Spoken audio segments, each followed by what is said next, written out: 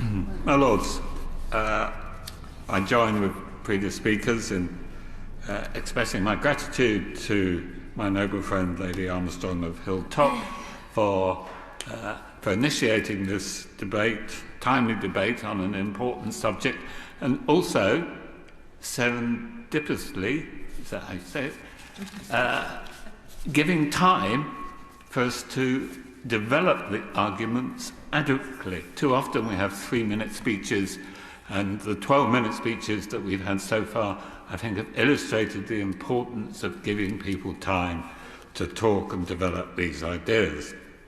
Now, there's no doubt, given the strength of the report, that the government needs to respond positively to its recommendations. And I look forward to the response from the noble lady, the Minister, and I hope we're not too disappointed. I support strongly the approach of the Commission and its specific recommendations. I have one point where I think it could be developed, which I will come to in a moment, but I trust that that isn't in any way taken to suggest lack of support for the measures it proposes. Other speakers have highlighted particular issues. The background to many of the problems we face is poverty, and I'm glad to see recommendation 4, help young people and their families out of poverty, as stressed by the noble prelate. Yes. Bishop. To mention another more specific issue, I very much agree with the contribution of my noble friend, Baroness Blair, about school exclusions. I support the recommendation in the report calling for the government to promote a new era of inclusive education, ending the culture of exclusion and helping all children to succeed in their education. I hope, therefore, that we get a positive response from the government to a call for a new era of inclusive education. It has to be acknowledged that it comes with a cost. It's not cost-free, it's not a change of attitudes, it's actually putting the resources in to enable schools to deal with all their children. Now, the main issue I want to address is that of the mental health of children, and in particular, the mental health of young children. Now, the report is subtitled A National Plan of Action to Support Vulnerable Teenagers to Succeed and to Protect Them from Adversity, Exploitation and Harm. So reasonably, it focuses explicitly and implicitly on teenagers and what happens in secondary schools. But the simple point I wish to make is that it is so much better for the individuals concerned, for the children concerned, for the education system and for society in general to help children who are at risk of problems with their mental health in primary schools. It is an unfortunate truth that too often it is too late, or at best much harder to resolve problems by the time children become teenagers. The report points out that the transition to secondary school can often escalate difficulties and be a trigger to greater risks, but this acknowledges that the problems are already there and they should be addressed at that age and not left to be escalated. The findings of the report demonstrate the need for a collaborative approach to children's mental health services between schools, health services, local authorities and the police.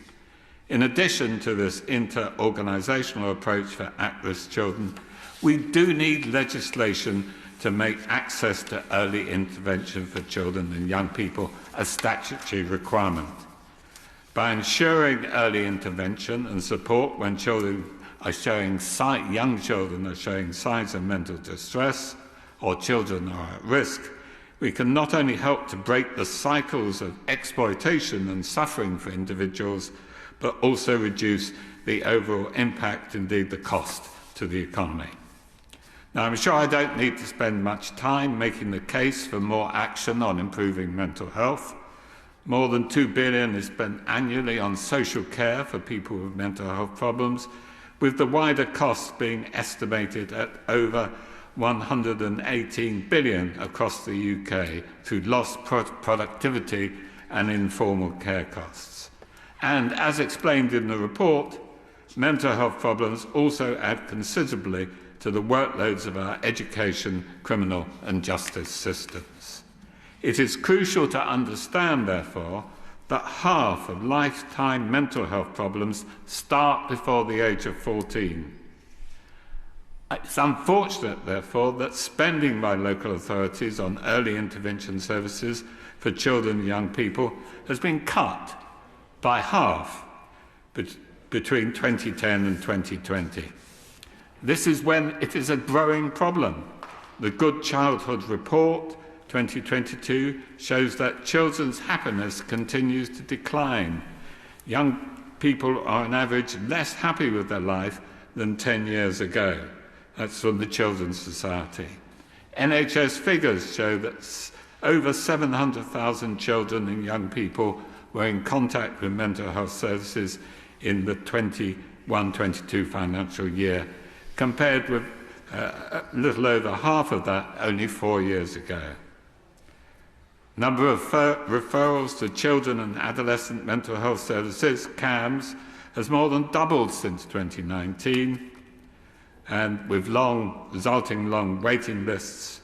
Unfortunately, with 1 in 5 referrals being turned away with no signposting to alternative sources of support.